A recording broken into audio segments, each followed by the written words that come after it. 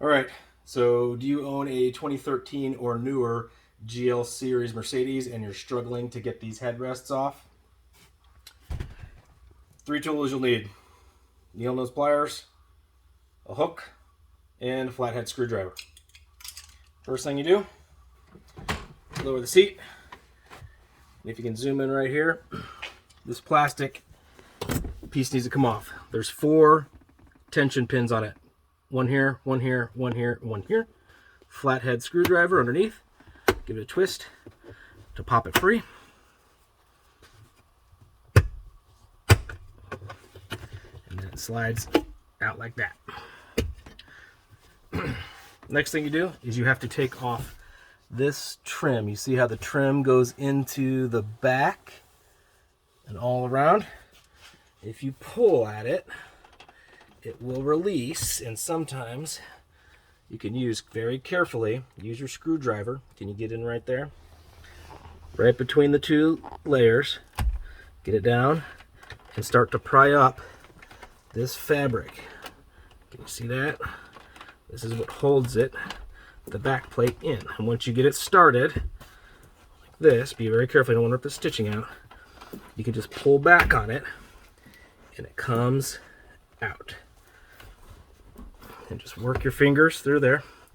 You don't need any other tools, just your fingers.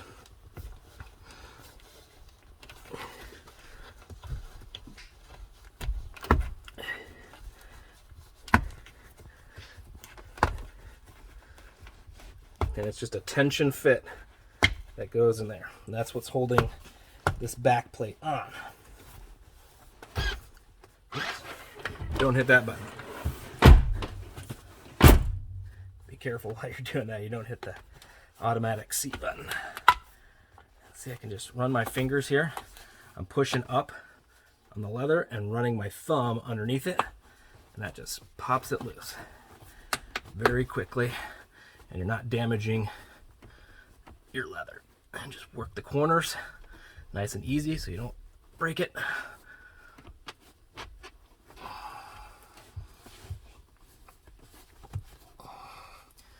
There you go.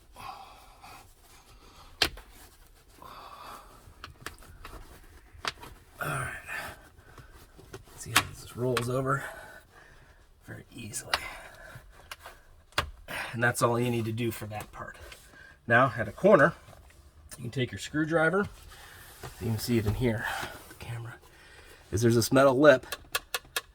This back plate goes inside that groove here, the metal lip. So you just get down there, pull up that back, run your fingers very carefully because you don't want to break this. So you can see right here, if you can see right here, it's got this missing piece right here, just how it's set up. So make sure you don't pull it too hard and you get your finger under there while you're lifting it up. And you don't have to take it all the way off. All right, now comes the fun part. We're gonna need these other tools. Okay. I'm gonna take the camera real quick because I gotta show you something. So right here in the back, you can see where your headrest goes into this plastic piece. All right, that's what's causing it, and spring loaded because when you lower the seats, it pulls the headrest down so you don't crush it. So what you do is there's a metal retaining clip right there. See that little metal retaining clip? That's what we need to get off, and that plastic will slip off. So you're going to use your hook.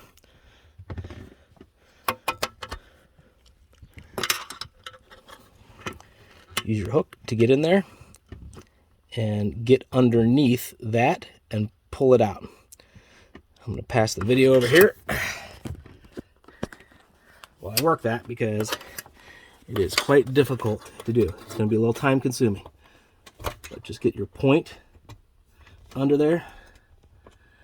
It'll pop right off. All right, so second tool.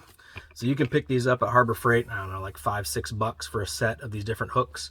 This hook was a little more successful of, I'll show you, popping that pin off of its seat, and then I can use the hook now to go ahead and grab it. Just like that. All right, go and record again. And then, with that in there, I can bring it up high enough to grab it with the needle nose, because you're going to need this piece if you ever want to reinstall this again.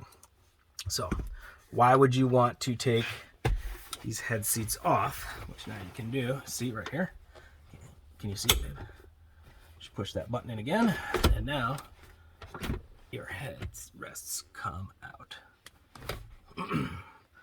So if you put any type of seat covers over these to try to protect your leather, you're going to need to remove those headrests and put them back.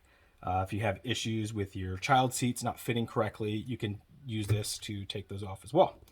I made this video because I didn't see any videos online that showed how to do this, so I wanted to show everybody else, because I know there's other people that have problems with getting these off and figuring out how to do that. So hope that helps. Thanks. All right, one more thing. Got to put it back together, right? So this piece goes in, and first thing you got to do, if you can see this right here, is you got to work this underneath here. Try and careful not to break it. Okay, back up. And then just start from the back and get this cover piece on. You will need a screwdriver at times to assist. Like right here, it's starting to catch. And just carefully, I can just push in the side, and then it just pops down like that. So it's just a friction fit. You just push it in, you can hear it clicking and snapping into place, just like that. Now, once you find that there's no more movement, you know it's been seated correctly. And then you can work on the edging. I like to start at this corner here. And so you just take this rubber piece, and this front rubber piece is just going to flip inside there, like that. Flip down, and then with your fingers, you can pull back, and it'll snap into place. Just that easy. Push it down, pull to snap it into place. And the corner is the tricky part, that you may need a screwdriver to assist in getting it into that corner. So be careful. I should probably have this wrapped with cloth so I don't tear it, but I'm not going to. I'm going to go very gently into that corner.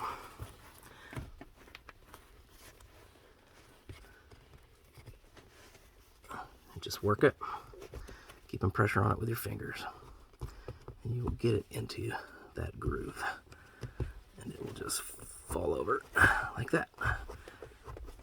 So the corners are the tricky bits. Straights, pretty easy, snap into place. And that's it.